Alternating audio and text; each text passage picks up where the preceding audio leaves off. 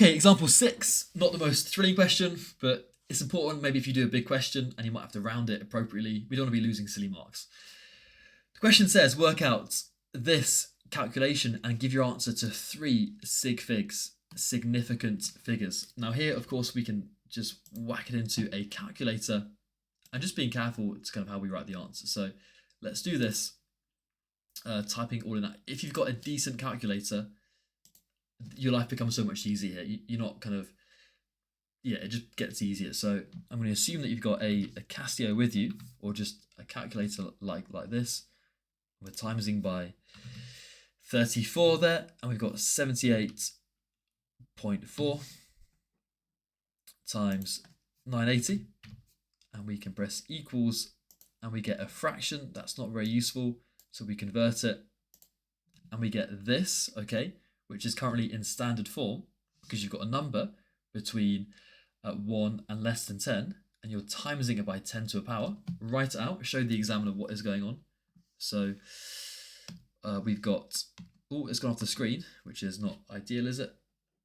Anyway, the number is 1.663890046, timesing it by 10 to the minus 3. Now this is in standard form. You've got a number, again, between 1 and 10, and you're timesing it by 10 to some power. You've got to get it as an ordinary, just a normal number. So here we're timesing by 10 to the minus 3. So this point is effectively being divided by 1,000, 10, and 10, and 10. So we're going back by 1, 2, and then 3 to over here. And you fill in these gaps here with zeros. So 0.00. So the number is going to be 0.001663890046. So these two things here, they mean the same thing.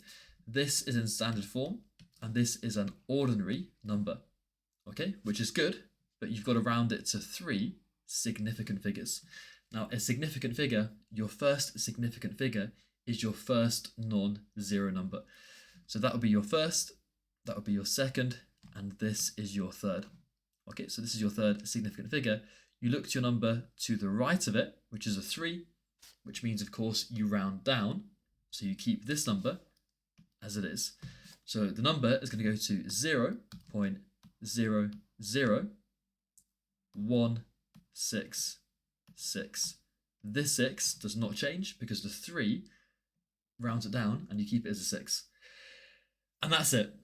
Not a particularly thrilling question, but it's just important that we just get the fundamentals there nailed in. And I believe that is it for numbers and the number system. Again, exercise 1A, I would go through all of the questions. They do get quite a bit more tricky towards the end of them. Just really practice those questions, okay? And that's it. Thank you for watching.